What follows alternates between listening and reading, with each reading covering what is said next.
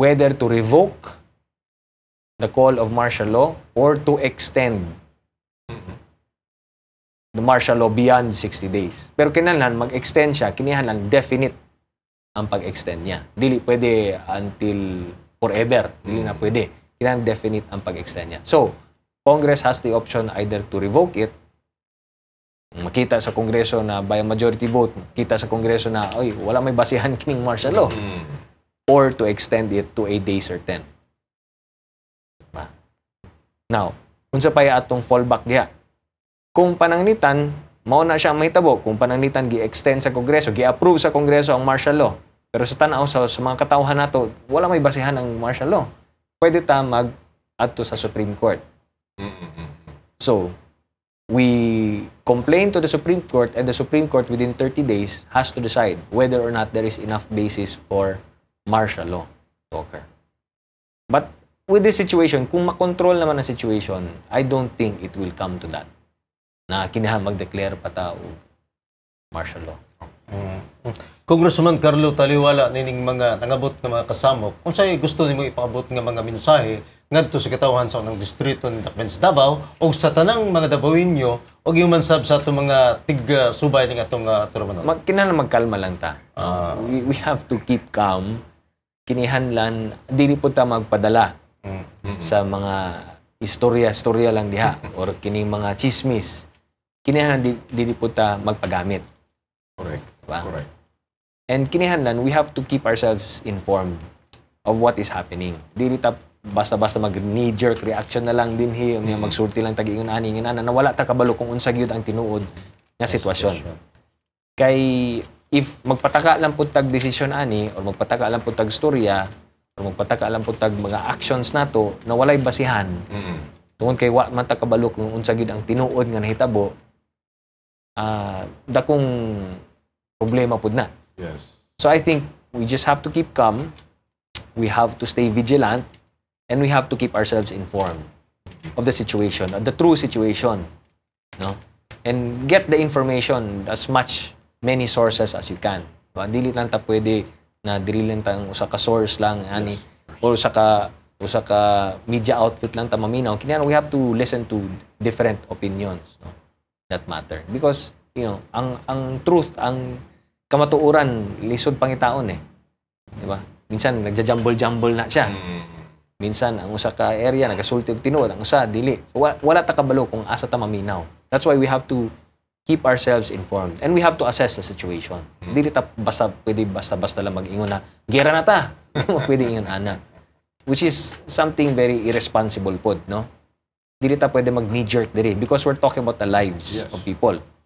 Kung maghimo mo ingon ta gera ta, imagine how many families will be displaced. Karon 19 soldiers killed in Basilan. Kung mag-all out gawarta, pila pa ka sundalo ang mamatay. Yes. Pila pa ka civilians ang mamatay. Pila pa ka pamilya ang mamatay. Pila pa mga inosente, mga bata ang mamatay. So, kinahanglan relax lang ta, dili ta pwede magbasta-basta og desisyon og yung anak. Kaysa sa magod sa mga hungihunggod kaubansal nga sa mga katong mga nahitabuan nga diri na mahugno ang rating ni Presidente Noynoy Aquino kung dili siya magdeklarar og all-out war batok sa kining MILF na mga hungihong karon ba. So tama nang imuha congressman nga be calm gyud ta tanan. Planohon ug unsa ang buhaton ug dili padalos-dalos. Yes. That's right. Mga kinabuhi sa tao nga atong ginahisgutan din Yeah, yes. Dili ratings Dili ratings. Oo. So, kinahanglan, seryosohon nato ni kay dili ni basta-basta. Unya, Mindanao ba ya? Ang atong ginahisgutan Mindanao. Ang Davao appeal ba yan sa Mindanao, ha? So, mag-relax lang ta kay muingon ta gera, appeal ta din Madamay ang Davao. Madamay ang Davao. Yes. Mayo lang ta ng mga na wala sa Mindanao. Pwede sila magsulti ng inana, pero gikan sa Davao, kita mismo nangingon na mag-gera na ta. Muratag na unsa ta ani. Diba? Okay, kaubansal hisgutan pud nato ni uga ipaabot nato ang mga pangutana nato diri kang Congressman Carlo Nograles. May kalabutan ining mga local projects and concern, no? Congressman Carlo, sir, hapit na ang kun second semester na ang sunod nako nga pangutana mao kini. Dunay kalambigitan sa Nograles Scholarship Program. Dunay kabay mga announcement kalabot sa maong programa, Congressman Carlo, sir? Karon naa nami sa process na nag-renew me. Okay. So, atong mga scholars, basta okay lang ilang grado, di ba? And na sila yung mga projects na ginabuhat. Basta mag-comply lang sila, wala may problema. Automatic siya. Ato naman ang gina-renew ka na. Pero atong ginatanaw ang grado, manggod. No? Siyempre, ang grado, ug siyempre, ang mga activities nila, mga accomplishments nila, atong ginatanaw po. So, that's really what we're looking at sa pag-renew sa atong scholars. Okay. Lain pang Nograles project ang nakabaton og interest sa mga katawhan diri sa Dakbayan sa Davao, sir. Sa maong sports dome, no? Nga gituko diha sa may USEP campus. Unsa ba ang latest update sa maong dome, sir? Right now, naanay budget para sa finishing diha sa gawas, no? So, kung mapansin ninyo sa USEP, kanang plastering and painting works ang ginabuhat outside. Pero naputay budget para sa interior. Sa inside na pod, ang i-implement this year will be the flooring, sa basketball flooring. And katong mga basketball goals, ang electronic scoreboard, and ang finishing dito sa lower bleachers area. So, gisabay na nato ang finishing outside and ang finishing inside. So, ginakompleto na nato kini because, as I said, hopefully, ang unang makagamit, ana, is ang graduating class sa USEP. This coming 2013 sa March, di ba? 2012. 2012 sa March. Okay. Sa pag-graduate nila sa March, Okay. magamit na nila ang USEP. Sa PhilHealth o Plan Kalusugan Program, Congressman Carlo, unsa pod ang kalihukan sa mga proyekto karon? Ongoing pa rin ang atong mga Oplan Kalusugan Medical Missions, no? Gawa siyempre sa atong mga CMAP. Napatay mga monthly or bi-monthly na mga medical mission sa barangay. So, nagdadalatag medical mission dito, natay mga doctors, natay mobile clinic, natay mga medisina, mga libreng tambal, mga gamot, mga medisina na ato pong ginahatag sa mga constituents nato ng kinihan ng medisina. Gawa sana, ongoing po ang atong Congressional Medical Assistance Program sa atong opisina. So, katong mga nagkinihan ng mga tambal, makaduol sila sa among opisina kay para ma-sponsor nato or matabangan nato sila sa pagkuha nila og kining mga medisina. And sa kabahin naman sa PhilHealth, of course, yearly man ang PhilHealth nato. So, this year, natay daghang mga PhilHealth cards na na-renew. And then next year, pag-abot next year, 2012, mag-renew na po ta mga PhilHealth. So, all of these projects sa Oplan Kalusugan ongoing lang gyapon. Ang ilang tatak Nograles o tatak K-projects, Congressman Carlo Nograles, doon na po ba nakapila nga gingon na to nga proyekto ubos sa kalsada o Plan Kalsada program nila? Yes, mao ni ang among gina-survey karon ng mga projects, kanang mga road concreting projects or multi-purpose buildings nato. So, ang coming na projects karon diri sa Barangay 1, Barangay 2, Barangay 7, Barangay 9, Barangay 19, and then ang seawall sa Barangay 21 ug 23 ug Barangay 31. Then ang atong multipurpose building pud sa Barangay 31, then doon na pud tay mga concreting projects sa Barangay 33, sa Barangay 26, and drainage project sa Barangay 40. Then doon na pag tay multipurpose building sa MAA, sa Bago Galiera, sa Bago Aplaya, and doon na po tayo kining water system project sa Magtuod, then multipurpose building sa Matina, and Talomo, na road concreting project sa Talomo ug sa Bukana. So these are the projects coming karon para before the year ends sa 2011. Okay. Kaubangsal, doon na ipaabot ang ato ang mga kabarangay diri, labi na partikular sa unang distrito, Congressman Carlos, sir, no? May kalabutan ni mga pangutanan nila nga si Attorney Oliver Lozano kuno, mipasaka kini siya og impeachment ka complaint batok kang Presidente Aquino diya sa Kongreso tungod sa iyang pagdumili sa paghatag og state burial alang kang late President Ferdinand Marcos. Usay nahitabo sa maong kaso, Congressman Carlos, sir? Right now, kung naamang good private individual, kasama ni Attorney Lozano, na mag-file og kining impeachment complaint, tungod kay dili siya miyembro sa Kongreso, kinahanglan nay mag-endorse Okay. na congressman. So right now, wala pa ko'y nadungog nga balita nga nay congressman na nag-endorse sa complaint ni Lozano. Now, for argument's sake, kung doon na may congressman or congresswoman na mag-endorse niya na, ang next step is i-endorse sa congressman, muadto na siya ang complaint sa office sa Secretary General sa House. Then the Secretary General will forward it to the Speaker of the House.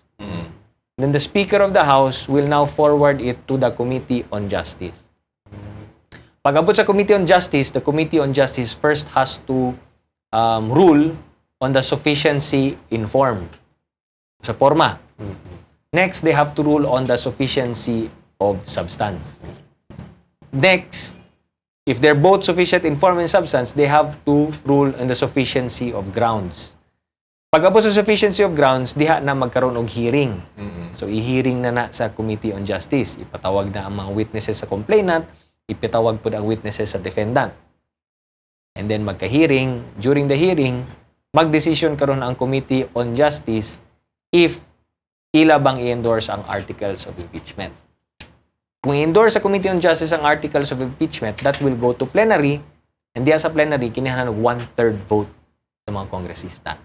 So if you have one-third of the congressmen and congresswomen approving the articles of impeachment, diha na siya matransmit sa Senado. And then dito sa Senado magkaroon og impeachment trial. So ang question karon is, number 1, naabay mo endorse. Kung walay mo endorse, wala, useless. Impeachment complaint, may useless na siya. Kung naay mag-endorse, ang next question is, pagboto ba niya na sa Committee on Justice, will they vote for sufficiency in form? If they vote for sufficient form, the next question is, sufficient ba siya in substance? Now, para kanako, I think, no, I would think na if anybody endorses the complaint, pag-abot diya sa sufficiency form and substance, patayin na dito. No? Because the complaint really, wala man kaing basis na for, walay basis for an impeachment of the president. Sa akong tanaw, I don't think it will fly. Okay. So, dirita kauban sir sa kalabot nining baha sa Davao, sir. Congressman Carlo matod sa Department of Tourism, ang makanunayong pagbaha kuno sa syudad sa Davao, wala kuno nakaapekto sa turismo sa syudad tungod kay baha kun usaman kuno ka common nga problema sa kalibutan. Unsa may imong ikasulti sa maong pamahayag, Congressman Carlo, sir? I think kung may problema tayo sa pagbaha, kinahanglan ayuhon nato. I mean, we have to fix the problem. Yes. Ayusin natin. Dili ko mo kay nag-ingon ang tourism na dili makaapekto. No? Pasagdan na lang. Pasagdan na lang. Because ang point sa pagkaroon nato, pagsulbad nato aning problema sa pagbaha is not because of tourism. Yes. We have to do it because flooding can cause death, damage to lives and property.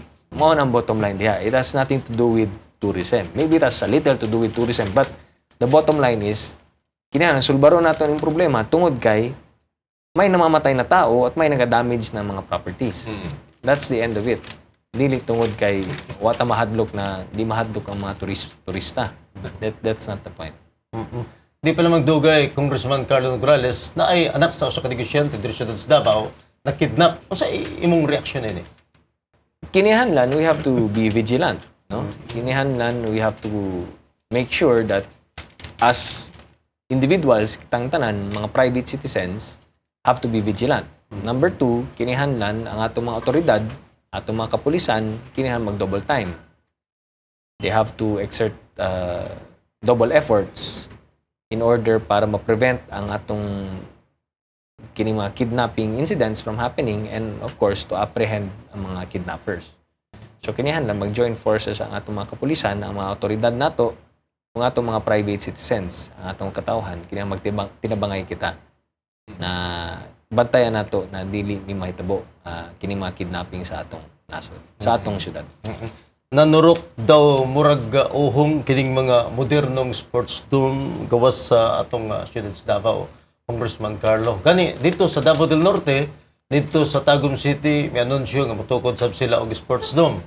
Una ang Panabo City. Unya ninihigayo na ko atong malantawan dito sa Digos City na naman pud sila ay sports dome. Sa imong tan-aw, kini bang nakahatag di ba kini o kini ba nakahatag kini og dispintaha ang gingon nga alang sa sports dome, Congressman Carlo? Dili man, ang kini nagpakita lamang na ang atong mga silingang mga probinsya, nakita nila na dunay demand. Diba? Ang Digos ug ang Davao del Norte, nakita nila na dunay demand for kining nga mga venue para maka-host og mga conventions, maka-host og mga gatherings, maka-host og mga sports events para sa ilang mga probinsya. So, it's good news na nagabuhat sila og inganana, nagahimo sila og inganana tungod kay nakita na dunay dagkong demand para ani. Dili man na sila basta-basta maghimo kung walay demand. So nakita nila dunay demand and therefore it has to be good news for us. So kini syempre makatabang sa tourism, kung natay mga venue makatabang sa mga kini mga gatherings, local and international gatherings, bisan pa makatabang sa turismo, makatabang pud sa mga trabaho. So, this should be a good thing. Dili ni competition, we should not look at it as competition, pero dapat tanaw nato na dunay dakong demand gyud na ang mga tao bisan sa gawas, they're looking now at our region, Region 11, the Davao region, as perhaps a good destination for conventions, gatherings, and even sports. Okay. Sa di pa lang dugay, Congressman Carlo, sir, ang atuang mga pampublikong mga magtutudlo, nag-protesta sila. May kalabutan ini sa kagamay nga pondo ini nga chok, no? Unsa bay maayong buhaton aron nga masulbad ang maong problema? Una sir? sa tanan, kining chalk allowance, gina-investigate na kini sa Kongreso regarding kining chalk allowance. And of course, the call for the increase sa chalk allowance sa atong mga teachers. But gawas niya na, doon na po yung mga proposed bills karon sa pag-increase sa salary sa atong mga magtutudlo. And usapod ko sa mga nag-co-author niya ng House Bill increasing the salary and compensation of our public school teachers nationwide. No? So these mao kini ang mga ginabuhat karon sa Kongreso, and I hope that before the 15th Congress ends, we hope to be able to pass at least one bill that will benefit our teachers. Ito. So there are different bills karon sa Kongreso, increasing the salary grade, increasing the allowance, increasing the benefits and compensation sa atong mga teachers. There are different bills. So ang ubang mga bills usa na lang ginahearing sa Kongreso. And sama sa akong gingon, hopefully, if we work hard enough, then maybe one of the bills will see its passage before we end Congress. I think maaprobahan yun na kaubagsal kay doon na gani kuan gani kung maaprobahan gining RH bill 13 billion ang ilang pondo yan na Yung lagi nato no, kung naadi ay 13 billion, gamiton na lang nato pang increase sa salary sa atong mga magtutulog. yes